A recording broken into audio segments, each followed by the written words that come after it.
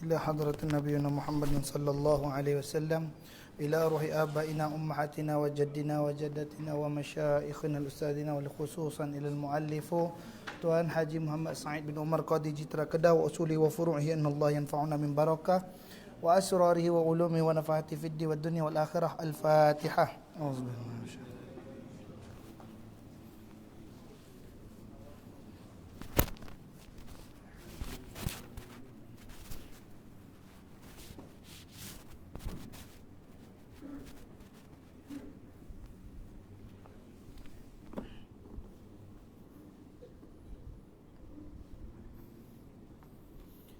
أعوذ بالله من الشيطان الرجيم. بسم الله الرحمن الرحيم. أحييكم بالتحية الإسلام. السلام عليكم ورحمة الله وبركاته. الحمد لله ثم الحمد لله رب العالمين، والصلاة والسلام على أشرف الأنبياء والمرسلين وعلى آله وصحبه أجمعين. سبحانك لا علم لنا إلا ما علمتنا إنك أنت العليم الحكيم، ولا حول ولا قوة إلا بالله العلي العظيم. وبعد. الحمد لله. Bertemu lagi kita dalam pengajian kitab Tafsir Nurul Ihsan, penggal yang keempat pada membahaskan suratul Zalzalah. Pada siri yang lalu telah kita membahaskan pada ayat yang pertama, iaitu Iza zulzilatil ardu zilzalaha. Hari ini kita akan sambung pada ayat yang seterusnya, yang mana Allah Subhanahu wa taala tinggalkan, Allah titipkan kepada kita pesanan-pesanan tentang apabila berlaku daripada hal keadaan dunia ini yang kita kecapi, yang kita nikmati, yang kita sedang lalui, dan pada akhirnya nanti bumi ini akan memberontak. Sebagaimana kata Allah Ta'ala, wa akhrajatil ardu asqalaha, dan mengeluar oleh bumi akan keberatannya ataupun bebanannya daripada emas, perak, timah, tembaga, besinya dan yang mati di dalamnya, dilontar ke atas, tiada tinggal suatu di dalam bumi. Jadi pada ayat ini diceritakan bahawa sesungguhnya akhirnya nanti pada penyudah kehidupan dunia ni, bumi ini akan melaksanakan satu daripada pemberontakan, protes terhadap manusia dengan dikeluarkan segala isi mahsulnya, dikeluarkan segala apa yang ada daripada perutnya untuk dijadikan apa? Untuk dijadikan renungan dan pengajaran. Dan dikeluarkan segala bangkai, dikeluarkan segala yang mati daripada manusia maupun binatang dalam perut bumi itu tadi ke atas. Wa akhrajati, dikeluarkan padanya arda asqalaha, segala yang memberatinya, segala yang telah membebankannya, segala benda yang telah menyebabkan bumi ini tadi mengalami kebinasaan. Sebagaimana firman Allah Subhanahu wa taala, ba'da auzubillahi minasyaitonir rajim, Zaharal fasadu fil barri wal bahri bima kasabat aydin nas. Terzahirlah kerosakan dan kebinasaan di atas muka bumi ini tadi, disebabkan terzahirlah kerosakan dan kebinasaan fil barri, di daratan, wal bahri, di lautan, bima kasabat aydin nas, dengan sebab kerakusan tangan-tangan anak Adam. Dari yang melombong timah, dari yang mencari emas, dari yang menggali besi, daripada, kenapa dia katakan menggali emas? Ini pengarang kitab rahimahullah ta'ala, akan keberatan daripada emas, perak, timah, emas, perak, timah, tembaga, besinya. Ini segala jenis barang-barang iron, barang-barang logam. Yang pertama besi, emas. Kerana manusia itu mencari kekayaan, manusia mencari kemewahan, manusia mencari kemahsyuran dengan harta, emas, perak. Kemudian timah. Ini semua barang buat duit belaka. Dan nanti akan datang pula daripada tembaga dan besinya. Ini barang yang digunakan oleh manusia untuk mencapai kepuasan dunia dengan cara berperang. Biji-biji pelurunya, pedangnya, senapangnya, meriamnya, insya-Allah dibuat. Kalau kita tahu meriam yang digunakan oleh Muhammad Al-Fatih, Sultan Muhammad Al-Fatih ketika menembak kota Konstantinopel, yang mana dia punya peluru meriam tu, ada riwayat boleh mengatakan sampai 1.5 km. Ada yang katakan 5 km. Wallahu alam. Tapi kita ambil yang rendah dulu, 1.5 km. Itu pun dah jauh dah. Satu tembakan peluru daripada meriam Sultan Muhammad Al-Fatih boleh pergi 1.5 km jauhnya. Yang mana meriam tadi diperbuat dari tembaga. Itu meriam yang paling besar. Adapun meriam-meriam yang kecil yang lain daripadanya itu tadi, meriam yang duduk di kapal ataupun meriam yang boleh diangkut seperti meriam penggawa, ataupun meriam kalau di negeri Selangor meriam opu cendera burung dan sebagainya. Ala kulli hal, nak cerita manusia rakus dengan berbunuh-bunuhan. Dan yang mati di dalamnya dilontarkan ke atasnya, tiada tinggal suatu di dalam bumi. Habis licin. Bumi ni hanya tinggal bumi saja. Maka firman Allah Subhanahu wa taala seterusnya, qala al-musannif rahimahullah taala, kata pengarang kitab, wa qala al-insanu, dan berkatalah oleh manusia yang kafir-kafir, yang ingkar hidup mati hari kiamat. Maknanya berkatalah orang kafir. Siapa orang kafir? Yakni orang yang mana ketika mana berada di atas dunia, dia ingkar akan hidup yang mati pada hari kiamat. Maknanya akan ada kebangkitan setelah hari kiamat. Dia tak percaya. Hatta ada daripada kalangan umat manusia yang menganut Islam, minta maaf dengan istilah Masya Allah. Ada kala bila diucapkan dengan kalimah mengatakan ada hari kebangkitan, bahkan mereka meragui. Itu dalam Quran mengatakan ketika dikatakan kepada mereka beramallah, berinfaklah, buat baiklah dan juga melakukanlah amal-amal soleh, nanti kamu akan dibalas di hari akhirat. Hari akhirat Allah akan balas balik kamu. Apa jawab dia? Mata hazal wa'du in kuntum sadiqin. Bila kiamat tu? Bila kiamat tu kalau betul kamu cakap berjujur ni? Masya-Allah barakallahu ta'ala. Ini kata dia. Maka ketika itu waqala al-insanu, berkatalah orang-orang kafir ni tadi yang mana mereka tak percaya, walhal Allah dah kata dah, allazi khalaqal mauta wal hayata liyabluwakum ayyukum ahsanu amala. Dialah Allah yang telah menciptakan kematian dan kehidupan sebagai ujian kepada kamu. Allah sebut apa dia? Kematian dan kehidupan. Allah sebut mati dulu baru hidup. Allah tak kata kamilah yang telah menciptakan hidup kemudian mati. Tak. Allah kata dialah allazi khalaqal mauta, mati dulu, wal haya, kemudian dihidupkan. Maknanya duduk kita di atas muka bumi ini hanyalah sebagai suatu persinggahan yang akan melunaskan perjalanan seterus kita ataupun perjalanan next station kita. Mesti kita tempuh suatu fasa dulu yang namanya mati. Gerbang nak masuk alam yang seterusnya ataupun stage yang seterusnya adalah kematian. Dan Allah Ta'ala telah sebut dalam Quran dengan mengatakan, ba'da'udzubillahi minasyaitanirrajim, kullu nafsin za'iqatul maut.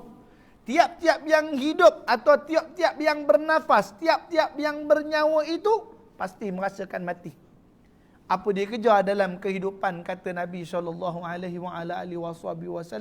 melainkan kamu melakukan taat kepada Allah Subhanahu wa taala. Orang yang berakal itu, siapa dia orang yang berakal? Kata Nabi SAW, barang siapa yang beramal dan melaksanakan perintah Allah dengan sepenuh jiwanya, tusammal aqilun, dinamakan dia orang yang berakal. Tetapi orang yang ingkar pada Allah, orang yang melakukan maksiat pada Allah Ta'ala, tusamma jahilun, namanya adalah orang yang bodoh. Sebut gitu. Masya Allah. Ini bukan saya sebut. Saya tafsir, saya terjemahkan apa yang disebut oleh baginda Nabi SAW. Dipanggil orang yang berakal. Kalau kita tanya kata-kata yang ada dalam ni, udah akil balik? Udah, kata Masya Allah. Akil balik. Apa makna akil? Akil tu mana akal? Yang diberikan akal. Jadi apa makna? Tanggungjawab atas perintah Allah Ta'ala tu dah ada pada diri dia. Kalau dia tidak melaksanakan apa yang diperintahkan di Allah Ta'ala, maka ketika itu tak dipanggil dia akil. Ni kata Nabi. Bukan disebut dia orang berakal. Kenapa? Kerana dia itu meninggalkan perintah Allah. Baik. Maka ini cerita orang yang tak berakal tadi. Wa qala al-insanu, al-insan kenapa? Wa qala, dan telah berkatalah al-insan. Allah bila sebut insan, makna Allah nak templak manusia ni. Bila sebut kalimat insanu, maknanya Allah sedang menemplak manusia. Allah sedang menyindir manusia. Allah sedang apa kita katakan, memberikan satu teguran terhadap manusia tadi. Al-insan, Allah tak kata wa qalan nasu, Allah tak kata dan telah berkata manusia, tapi Allah kata wa qalal insanu. dan telah berkatalah al-insan. Apa makna insan? Oh, insan ni insan kamil, Ustaz. Orang yang baik, orang yang sopan, orang yang bertamadun, orang yang hidup dengan tata tertib dan susila, orang yang mempunyai darajah, itu dipanggil insan. Tapi bukan dalam bahasa Arab. Kalau dalam bahasa Arab, al-insanu itu diambil dari kalimat nasyun. Mana nasyun? Nasiun, iaitu pelupa. Subhanallah ta'ala. An-nasyun, pelupa. Afwan, asif tu. Asif. Nasi tu. Nasi tu, lupa aku. Nasyun, insanun. Apa makna Allah kata? Makhluk pelupa. Wa qala al-insan, dan telah berkatalah makhluk-makhluk yang kufur pada Allah, yang lupa pada Allah, yang ingkar tentang kehidupan setelah daripada kematian itu nanti. Malaha, apa baginya hari ini hidup segala yang mati gerak gempa. Malaha. Wa qala al-insan, dan berkatalah akan manusia itu tadi, malaha, apa baginya ini hari hidup segala yang mati gerak gempa. Maka mereka mengeluh pada saat dan ketika itu tentang bahawa mereka itu dihidupkan kembali oleh Allah Subhanahu wa taala, diberikan oleh Allah Subhanahu wa taala kepada mereka dengan satu yang menjadi tanda tanya.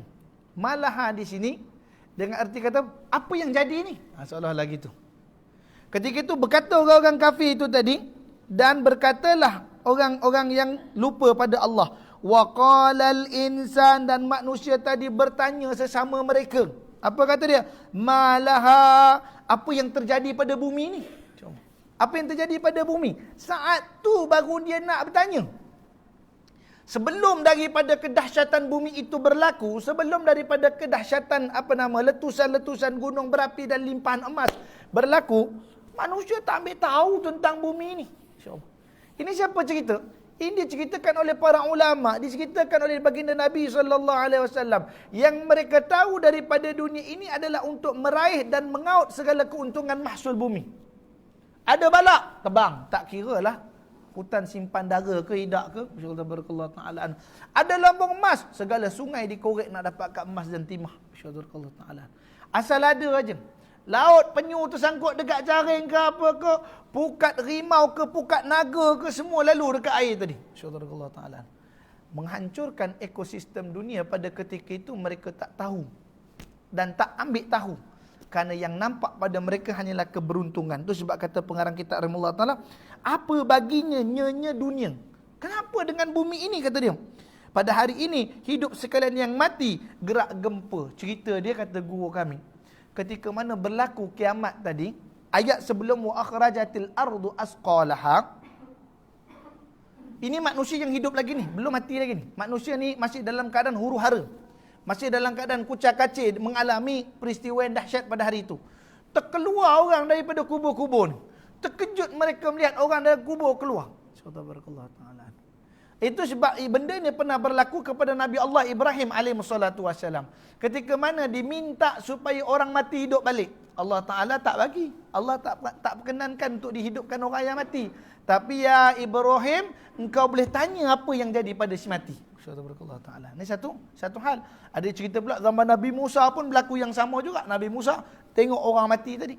Dan Allah beri kelebihan ini kepada siapa? Kepada Nabi Isa bin Maryam. Walhal zaman Nabi, mukjizat yang Allah Ta'ala bagi pada Nabi-Nabi ni kena dengan zaman. Jangan kata, kenapa Nabi Muhammad tak dapat yang ni, Nabi ni dapat yang ni? Tak. Mukjizat yang Allah berikan pada para Nabi itu kena dengan zamannya. Zaman Fir'aun yang paling kuat sihir. Jadi diberikan kekuatan pada tongkatnya Musa, boleh jadi apa-apa je. Zaman Nabi Isa yang pandai, yang cerdik perubatan. Orang ketika tu dah boleh berubat, orang ketika tu dah cerdik pandai, orang ketika itu dah mula main dengan alat-alat medis. Masyaallah taala. Dah mula kacuk herba itu, herba ini dan sebagainya. Tetapi penyakit yang paling sukar untuk dihadapi pada ketika itu ialah sopak dan mati. Masyaallah. Kalau mati siapa boleh hidupkan? Kumpullah doktor sebesar Malaysia ni sekalipun nak hidupkan orang mati, belum tentu boleh lagi. Masyaallah taala. Dulu pada tahun 1997 di Amerika Syarikat, ni cerita guru kami Datin Hajjah Khamudah bin Datuk Haji Ghazali hafizahullah taala wa ra'ah. Apa yang berlaku mereka cuba pindahkan kepala orang, cantumkan kepala orang. Kalau cantum tangan boleh dah. Potong tangan saya, potong tangan Pak Is. Pak Is minta tangan kanan awak pakai tangan kanan saya. Boleh? Boleh. Yang mereka cuba buat, kata guru kita, sekarang mereka cuba pindahkan kepala. Nah, masuk kepala saya kat badan Pak Is punya kepala masuk kat badan saya. Subhanallah ta'ala. Mereka cuba buat. Subhanallah ta'ala. Itu hampir berjaya. Dan apa yang terakhir kata guru kami ni, saya belajar masa, saya ingat lagi, madah mantik. Datuk Haji Amudah cerita, punya tak cerdiknya Mak Saleh ni, dia orang buat satu kotak, yang mana dia ingat ni Ghostbuster agaknya, masya-Allah taala. Bila orang nak mati tu letakkan kotak atas kepala, sedut roh supaya boleh simpan. Masya-Allah taala. Dia dah buat kajian tentang roh. Tu sebab Al-Quran cerita apabila ditanya kepada kamu berkaitan dengan roh, Allah kan ada kata Abdullah bin Salam, kamu kata seorang pendeta, kalau kamu nak tahu Muhammad itu nabi atau tidak, tanya dia berkaitan roh. Kalau dia boleh jawab tentang roh, nabi tipu tu. Masya-Allah taala. Maka ketika itu kulit roh, ditanyakan tentang roh. Maka apa jawab Nabi? Allahu a'lam. Allah yang tahu, aku tak tahu. Hak ni dia nak buat kajian, dia pergi nak sedut roh orang tu, simpan dalam kotak, nak buat apa-apa. Ni roh, air roh ayah saya. InsyaAllah. Ini jangan kata zaman moden. Kemudian kita dah balik pada zaman dulu. Orang asli dulu, ada satu kes, bila bapaknya mati, bapak mati, maka anak beranak akan kumpul, pada nafas terakhir bapaknya tu dimasukkan dalam botol. InsyaAllah. Pak tutup simpan. Inilah nafas terakhir bapak saya, ruhnya dalam ni, kata Masya-Allah. Ini orang asli tahun 18 dulu, tahun 17, tahun 18 dulu, Masya-Allah. Boleh tengok Wikipedia kalau tak percaya, Masya-Allah taala. Benda macam tu boleh tengok Wikipedia, tapi tak pasti jangan kena cari tok guru lah. Masya-Allah taala Masya-Allah. Maka barulah manusia tu tersedar, malah apa jadi pada bumi ni, apa jadi pada dia? Lahali ardi. Jadi apa pada bumi ni? Kenapa dengan bumi ni ketika ini? Insyaallah taala. Maka ketika itu kata mereka, yauma idzin tuhaddisu akhbaraha. Hari itu mencerita bumi akan segala khabarnya yang dikerja atasnya daripada kebajikan dan kejahatan. Apa kata? Pada hari itu bumi menyampaikan beritanya. Bumi ngadu pada hari itu. Inilah kejahatan yang kamu buat. Inilah kebaikan yang kamu buat. Baru nampak di mata kepala kita. Sam'a wal absara wal afidah. Allah dah bagi pendengaran, Allah bagi penglihatan. Al-afidah, akal nurani. Qalilan ma tashkurun. Sikit sangat orang yang syukur. InsyaAllah ta'ala. Yang cerdik itu tak ada. Nak sebutkan gitu. Qalil. Al-qalil ni mana? Sebahagian, sedikit. Masya-Allah. Qalil minal qalil. Sedikit daripada yang sedikit. Udahlah yang cerdik tu sikit. Ada sedikit pula daripada yang sedikit saja yang cerdik mikirkan tentang dunia. Orang cerdik tak ramai. Allah Ta'ala anu. Ya Allah Ta'ala bagi akal fikiran, tak ramai ketika itu. Kerana mereka lebih terdorong kepada kekayaan. Mereka terdorong, ni cerita akhirat, cerita akhir zaman. InsyaAllah tabarakallah ta'ala. Jangan kata, ustaz kata kita tak cerdik. Tak, bukan sekarang. Ini cerita bila nak kiamat ni jadi. Bila nak jadi kiamat ni, orang yang sedikit saja tinggal. Yang pandai, yang berfikir tentang kebinasaan alam. Daripada yang sedikit tadi pula, ada sedikit saja yang muhasabah diri. Tapi muhasabah mereka tu kembali kepada bumi. Bumi kepada pencinta alam, pencinta haiwan, pencinta belaka. Tu Nabi SAW bersabda, nanti bila akhir zaman berlaku, 5 perkara dicintai, 5 perkara dilupai. Yang pertama apa dia? Cinta makhluk, lupa pencipta. Duk sayang dengan makhluk belaka atas muka bumi ni sampai lupa siapa yang jadikan makhluk tadi.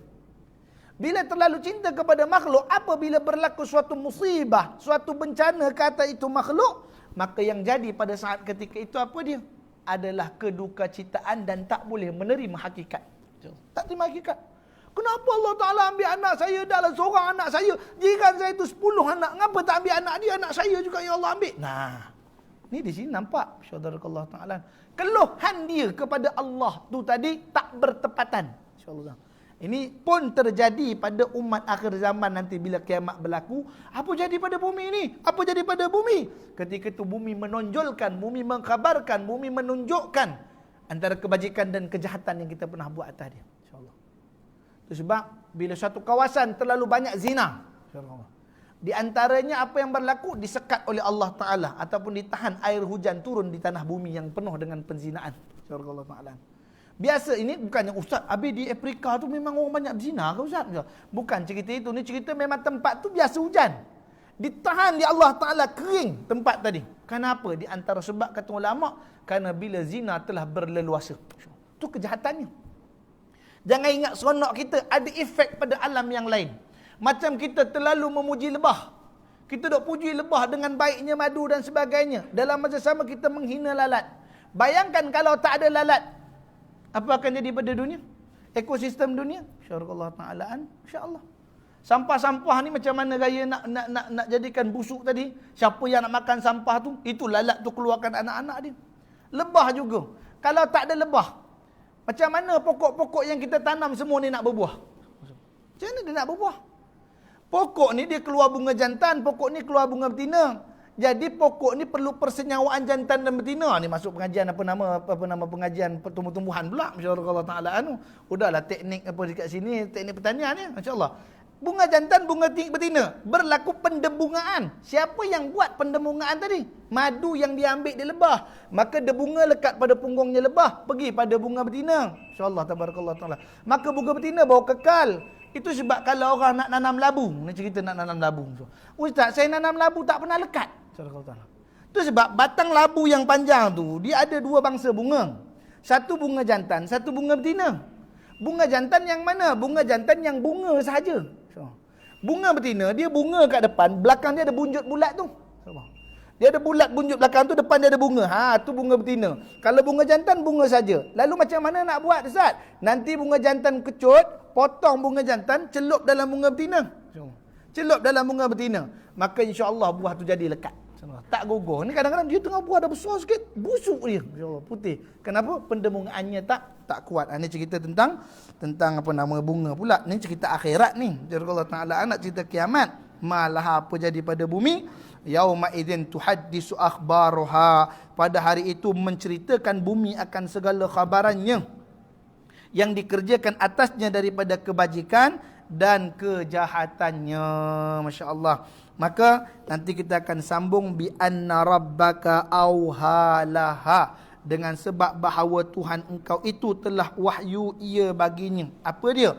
Cerita tentang pengakhiran zaman dan dunia ini yang akan binasa pada suatu ketika nanti, insya-Allah tabarakallah taala anhum. Jadi sekadar tu 3 ayat yang kita bahas, iaitu akhrajatil ardu asqalaha, dan hari ini kita masuk dengan waqalal insanu malaha yauma idzin tuhaddisu akhbaruha.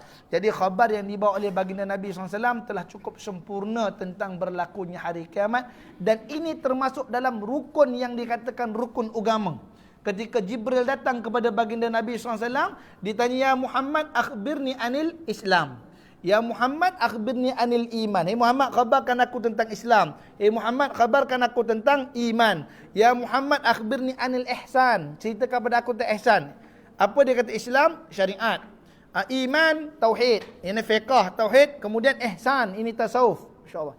Dan akhir apa dikatakan oleh Sayyidina Jibril kepada Rasulullah? Ya Muhammad akhbirni anis sa'ah. Ya Muhammad, ceritakan kepada aku tentang kiamat. Jadi bila disebut tentang kiamat, itu termasuk dalam rukun agama yang wajib kita percaya tentang hari pembalasan di hari akhirat kelak.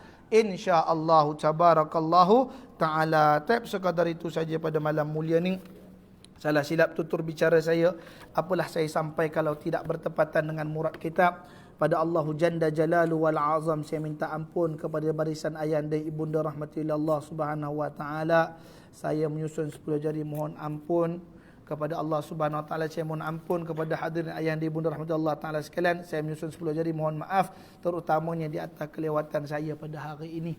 Maka tidak lain tidak bukan saya dambakan teguran daripada ahli jawatan kuasa masjid, para a'immah, tuan-tuan haji, tuan-tuan guru, orang tua-tua sesepuh di kalangan kita. Saya mohon tegurlah diri ini dengan teguran bisawab agar jadi pembaikan yang lebih baik di masa akan datang.